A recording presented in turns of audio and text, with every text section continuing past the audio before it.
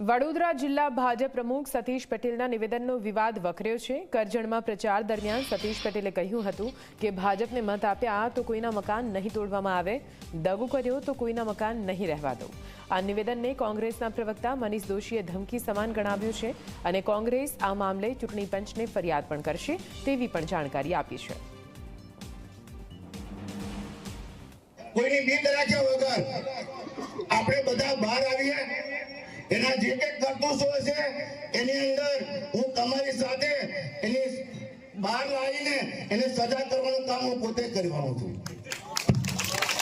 એટલે આ વખતે જો આ ચારે ચાર અમારા ઉમેદવારો જીતાડશો તો મિત્રો હું એટલી જ ગેરંટી આપું કે કોઈનું મકાન નહીં તોડવા દો, એની જવાબદારી હું લઉં છું। પણ સાથે સાથે એટલું પણ કહું છું કે જો અહીંયા મને દગો કર્યો તો કોઈનું મકાન પણ નહીં રાખવા દો, એ પણ ગેરંટી આપું। લોકતંત્રમાં આવી ગુંડાગીરીની ભાષા, ધાક ધમકીની ભાષા કોઈ પણ સંજોગોમાં ચાલી શકે નહીં।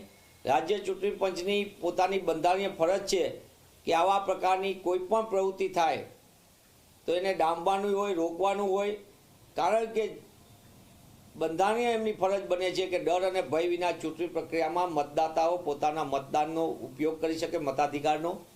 ત્યારે કોંગ્રેસ પક્ષ વિસ્તૃતપણે આ રજૂઆત કરીને માંગ કરે છે કે ભાજપાના નેતાઓ જે રીતે વડોદરા જિલ્લામાં અને અન્ય જગ્યાએ પણ પોતાની તાકાતનો દુરુપયોગ કરીને મતદાતાઓને ડરાવવા ધમકાવવાનું કામ કરે છે તે સંપૂર્ણપણે ગેરબંધારણીય અને ગેરકાનૂની છે અને કોંગ્રેસ પક્ષ આવી પ્રવૃત્તિ કરનારા ઉપર પગલાં ભરવાની